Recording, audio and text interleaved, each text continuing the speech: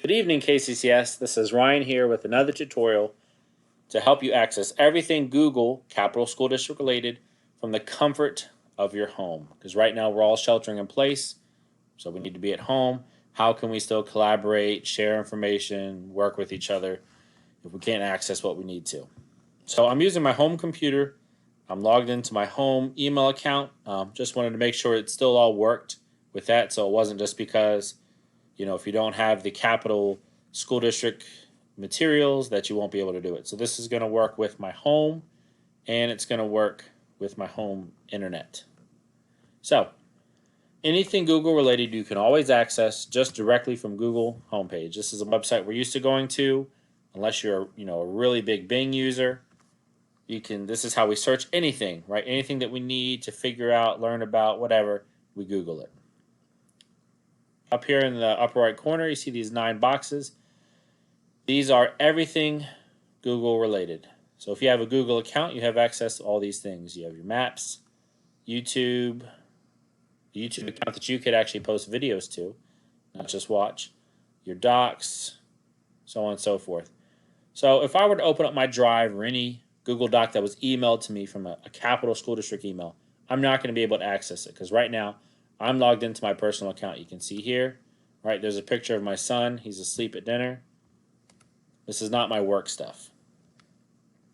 So even if you haven't logged into Google from your home, if you've ever accessed Gmail on your home computer, laptop, tablet, phone, it's going to automatically link that up to everything else. So if you've signed in with Gmail, then all the other Google stuff is going to automatically direct to that personal Gmail account. So you can see right now I'm logged in under my personal Gmail account, but in order to access this stuff, I need to use my Capital School District email. So how do we do that? So in the upper right corner, you hit Add Another Account. All right, this is where you would type in that Capital School District email we all have. It will direct you to this page, which we're all familiar with.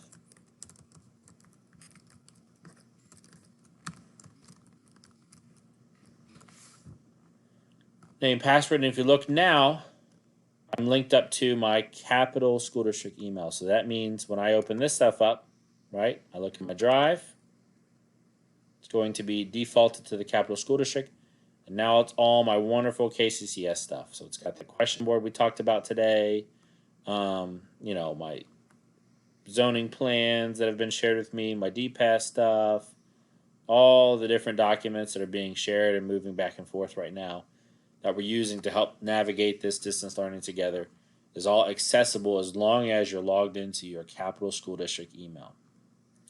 Just to kind of give you a visual of where some of that restrictions come from. So when it says, you don't have permission to view that, what does that mean? So anything you make, so here's a document. I was just kind of playing around with KCCS News. Any document you make can be shared. And when you share, you just put in someone's email address. So I can share it to Jim. And you can give anyone the power. This is why Google Docs is valuable. You can give anyone the power to edit, comment, or view. So edit means that Jim, Kathy, and I can share a document together and we can all edit it and change it as we go along. So we can all, instead of having to email back and forth, text back and forth, we can all work in the same document at the same time, which is the nice thing about Google. Other than that, it saves all the time. I don't know if you've ever experienced this, but you're in the middle of writing a long paper on your Microsoft Word, and then it messes up or your computer messes up, and then you've lost every single thing you've written, and you have to bust it out now 30 minutes before it's due. Google automatically saves everything all the time, which is really nice.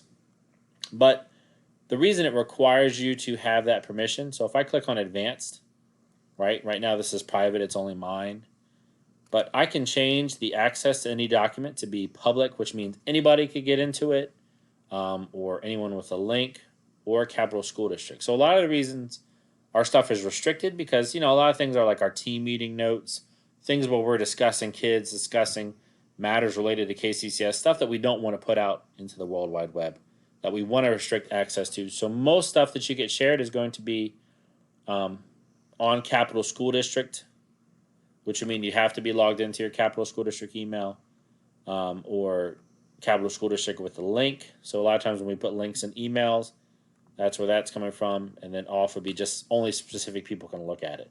But again, that's just to protect the privacy of what we're doing, protect the privacy of our students. It's not stuff that we want to put out into the larger World Wide Web. It makes it a little more difficult because we've got to make sure we're toggling between accounts, but it's ultimately in the best interest of our kids.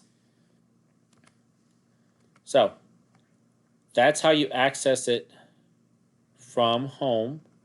And then if at any time I wanted to go back to my old account, right, I want to go check my personal Gmail, just click on my name, my personal account. See, I'm back into my personal drive. Something cool that could definitely come into play whenever we start figuring out what this distance learning looks like. As a Capital School District employee with a Google account, you have a YouTube account.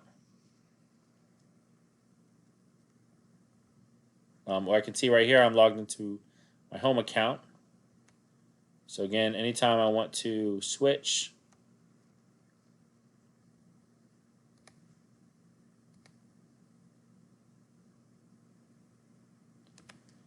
account, I can switch into my Capital one.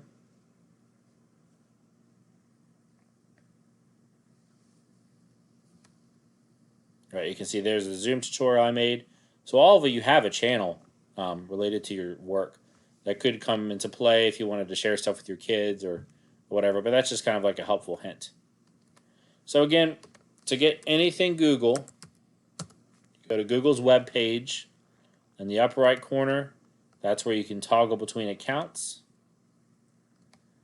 Anytime you need to add an account, you click on add another account, and you kind of follow the steps that we went through. But as long as the account, when you pull up Google, is your Capital School District account, you will be able to access anything that's shared with you via Google Docs. If you're logged into your personal email or you're not logged in at all, right? So if you get to Google and it looks like this with the blue sign in, you're not going to be able to access them. You're going to have to make sure you sign in with your Capital School District account. So hopefully this helps. Hopefully this will help you have access at home. If it doesn't, this is a process we're all figuring out together. We can figure out other workarounds. I know with some things we can just download it and share it as a PDF. That way you don't need any permission to see it. But again, some of those documents that we're working with that have personal information on it, that's not stuff that we want readily accessible. But it is stuff that we need to be able to change quickly all the time. And if we're constantly having to share Microsoft Word drafts, you're going to get tons of drafts within a day, which then you kind of get mixed up. Okay, is this the latest one or is this the latest one? Whereas Google Docs just constantly updates itself as we update it. And when you log in and look at it, it is the latest version of it. So there's lots of advantages to Google. It's a hassle because it's another technology to learn. It's another thing to figure out, which isn't fun as we're also trying to figure out this bigger thing of distance learning all at the same time. But at the very least, this should be a helpful resource for you. At any time, feel free to reach out to any of us. We're here to support you. You guys are there to support each other so that ultimately we can support our kids.